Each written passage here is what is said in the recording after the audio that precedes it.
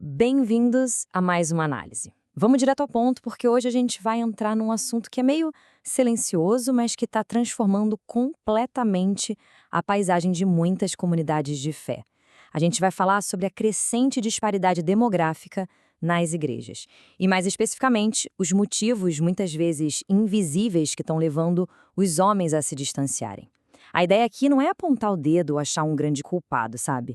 Nada disso. Nós vamos usar dados, teologia, sociologia para tentar entender essas dinâmicas, as dores que estão por trás disso e, claro, os caminhos para uma restauração real.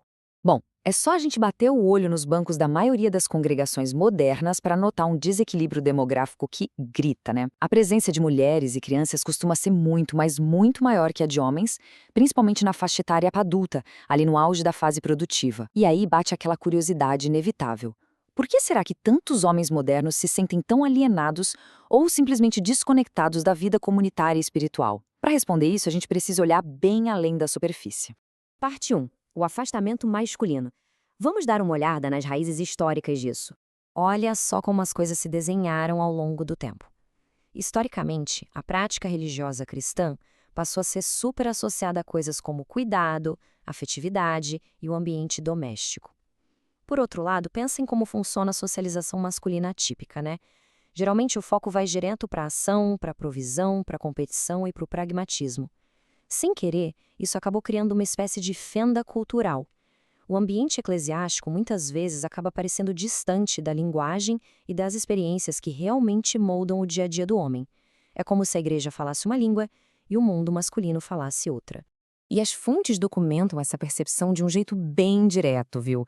Algumas análises apontam para algo que eles chamam de uma feminização da cultura da igreja.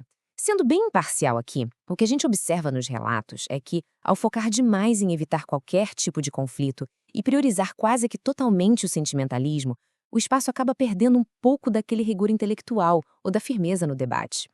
E qual o resultado? Muitos homens relatam que se sentem deslocados, tanto intelectualmente quanto emocionalmente.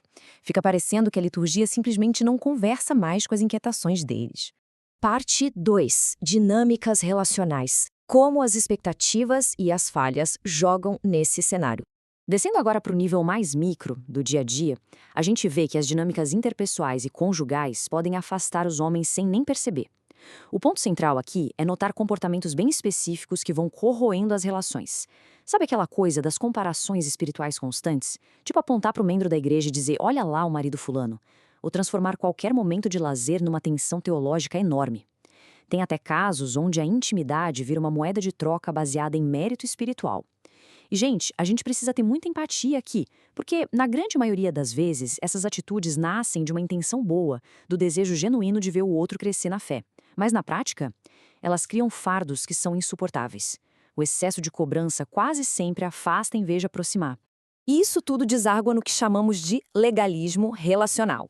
É basicamente o que acontece quando a espiritualidade é usada como arma dentro de casa. Quando as regras ficam tão rígidas e as comparações tão frequentes, a base de um relacionamento amoroso que deveria ser construído na graça vai para o espaço. Quando um casamento perde o humor, a ternura, aquele descanso gostoso e se transforma num verdadeiro tribunal de avaliação espiritual, olha, o distanciamento físico e emocional da igreja acaba virando uma rota de fuga natural. Parte 3. A dor do homem moderno. Os fardos escondidos. Se a gente voltar a olhar para dentro, vai ver que o homem cristão moderno carrega um monte de fardos emocionais totalmente ocultos. A estrutura desse sofrimento é bem clara nessa tabela. A vergonha moral de lidar com vícios silenciados, como a pornografia, por exemplo, gera um afastamento voluntário. É uma tentativa desesperada de evitar se sentir um hipócrita, sabe? E tem o medo do julgamento, que obriga o uso constante daquela máscara de tá tudo ótimo, tudo sob controle. O resultado disso são relações superficiais e uma solidão que esmaga, mesmo no meio da multidão. A vulnerabilidade acaba sendo vista como um risco alto demais para se correr. Além disso, tem um fator que muitas vezes passa completamente batido, a exaustão financeira. Interpretações muito distorcidas e legalistas de textos bíblicos, como aquele de 1 Timóteo 5,8, sobre o dever da provisão, criam uma pressão que é um absurdo. Pensa só. Quando vem uma crise econômica, a própria identidade do cara é abalada. Se a comunidade, em vez de oferecer amparo nesse momento de vulnerabilidade, decide aumentar a cobrança, O que nasce aí é um ressentimento profundo, e é exatamente isso que frequentemente culmina na saída definitiva da igreja. Parte 4. Reações e armadilhas. As buscas por respostas. Como a gente sabe, toda ação gera uma reação. As fontes documentam muito bem a ascensão de movimentos de resposta voltados exclusivamente para o público masculino.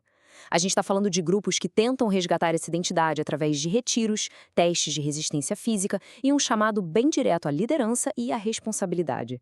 O apelo é muito forte para quem está buscando um senso de propósito, não dá para negar. Mas análises sociológicas e teológicas também jogam luz num risco que a gente precisa mencionar. Se os preceitos originais forem distorcidos no meio do caminho, esses movimentos podem acabar reforçando uma supremacia tóxica ou um autoritarismo rígido, desviando totalmente do que era a intenção inicial. E é por isso que essa distinção teológica é tão vital. A gente não pode confundir as coisas. A supremacia secular, aquela ideia do macho alfa, baseia-se puramente na dominação, no controle e na supressão das vulnerabilidades. Mas em contraste absoluto, o texto bíblico de Efésios 5 propõe o quê? A liderança servidora. É um modelo totalmente enraizado no amor sacrificial, numa responsabilidade mútua com o cônjuge e, fundamentalmente, na coragem de confessar as próprias fraquezas. O objetivo é restaurar, nunca oprimir. Parte 5. Responsabilidade, graça e acolhimento. O papel pastoral. Então, diante desse cenário todo, como é que as comunidades podem agir na prática? Tem alguns passos fundamentais aqui. Primeiro, é preciso priorizar amizades genuínas de verdade, sabe? Aquela ideia de vida sobre vida. Segundo, desenvolver uma teologia que não ignore, mas honre o trabalho secular e o dia a dia. Mas, no meio disso, tem um passo intermediário que, olha, é de longe um dos mais urgentes. A necessidade de criar uma cultura de confissão segura é urgente e profunda. Em vez de isolamento e daquele julgamento sumário diante de lutas normais contra os vícios, a comunidade tem que oferecer espaços onde a graça encontra a honestidade. A restauração de fato só vai acontecer quando as máscaras puderem cair num ambiente que, em vez de punir a vulnerabilidade, simplesmente acolhe para transformar.